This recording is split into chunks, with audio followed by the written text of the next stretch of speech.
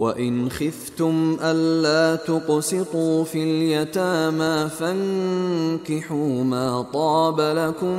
مِّنَ النِّسَاءِ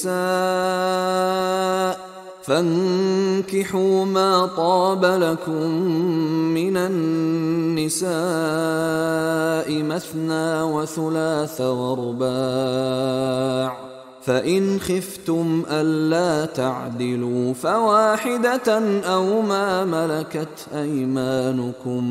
ذَلِكَ أَدْنَىٰ أَلَّا تَعُولُوا وَإِنْ خِفْتُمْ أَلَّا تُقْسِطُوا فِي الْيَتَامَى، اور اگر تمہیں اندیشہ ہو کہ تم یتیم بچیوں کے بارے میں انصاف نہیں کر سکو گے، یعنی یتیم ایک تو لڑکا ہوا، چلیے اس کی ایک زندگی ہے، ایک خاص حد کو پہنچنے کے بعد وہ ایک انڈیپینڈنٹ لائف اختیار کر لے گا۔ یتیم لڑکی کا معاملہ یہ ہوتا تھا کہ وہ یہ کہ کوئی ولی ہے، اس سے انہیں نکاح بھی کر لیا لڑکی سے تاکہ اس کا مال بھی قبضے میں آ جائے، اور چونکہ یتیم ہے اس کے پیچھے اس کے حقوق کی نگہداشت کرنے والا کوئی ہے ہی نہیں۔ اگر ماں باپ ہوں تو ظاہر بات ہے کہ پھر وہ بچی کے حقوق کے بارے میں بھی تو کچھ بات کر سکیں، لہذا جس طرح چاہیں اس پر ظلم کریں، ان کا کوئی پرسان حال نہیں۔ تو اس میں خاص طور پر کہ یتیم ایک تو ہے لڑکا اور ایک لڑکی یتیم۔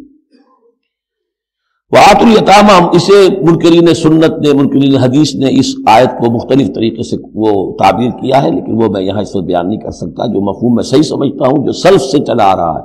جو حضرت عائشہ صدیقہ رضی اللہ تعالی عنہا سے مروی ہے، میں وہی بات بیان کر رہا ہوں۔ یہاں جو ہے دوسری آیت میں، یہ تیسری آیت میں، وہ یتامہ سے مراد ہے یتیم بچیاں، یتیم خواتین۔ وَإِنْ خِفْتُمْ أَلَّا تُقْسِطُوا فِي الْيَتَامَى فَانكِحُوا مَا طَابَ لَكُم مِّنَ النِّسَاءِ مَثْنَىٰ وَثُلَاثَ وَرُبَاعَ، تو پھر یہ ہے کہ تم ان یتیم بچیوں سے نکاح مت کرو، اور تمہیں جو پسند ہو، اگر ضرورت ہے دو دو تین تین چار چار کی حد تک تمہیں اجازت ہے، نکاح کر سکتے ہو۔ تعدد ازدواج کی یہی آیت قرآن مجید میں۔ لیکن یتیم بچیوں کے تم ولی بن کر کہیں اور ان کی شادی کرو تاکہ ان کے حقوق کے لیے پاسبان بن کر تم کھڑے ہو سکو، ورنہ یہ کہ تم نے انہیں اپنے گھروں میں ڈال دیا تو پھر ان کے حقوق کا کون ہوگا جو باز پرس کر سکے تم سے۔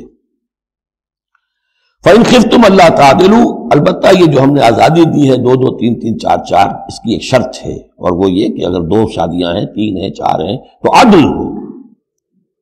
وَإِنْ خِفْتُمْ أَلَّا تَعْدِلُوا، اگر تم ان میں برابری نہ کر سکو، یہ اندیشہ ہو، فَوَاحِدَةً، تو پھر ایک ہی شادی کرو، ایک ہی بیوی، اس سے زائد نہیں۔ او ما ملکت ایمانکم، دوسرا کھاتا یہ ہے، یا جو تمہاری ملک یمین ہو، جو لونڈیاں ہوں، جو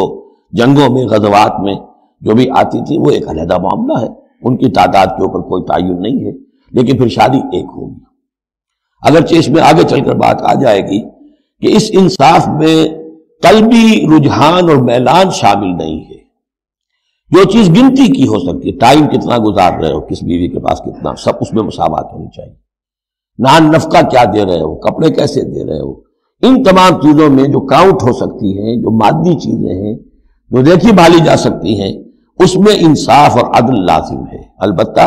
دلی رجحان اور میلان جس پر کہ انسان کو قابو نہیں ہوتا، اس میں گرفت نہیں ہے۔ ذالک ادنیٰ اللہ تعولوا، یہ اس سے قریب تر ہے کہ تم ایک ہی طرف کو نہ جھک پڑو، کہ ایک ہی بس بیوی کی طرف سارا میلان ہے، رجحان ہے، اور جیسا کہ آگے آئے گا کہ دوسری جو ہے یا دوسری جو ہیں وہ معلق ہو کر رہ گئی ہیں کہ نہ وہ شوہروں والی ہیں اور نہ وہ آزاد ہیں کہ کہیں اور نکاح کریں۔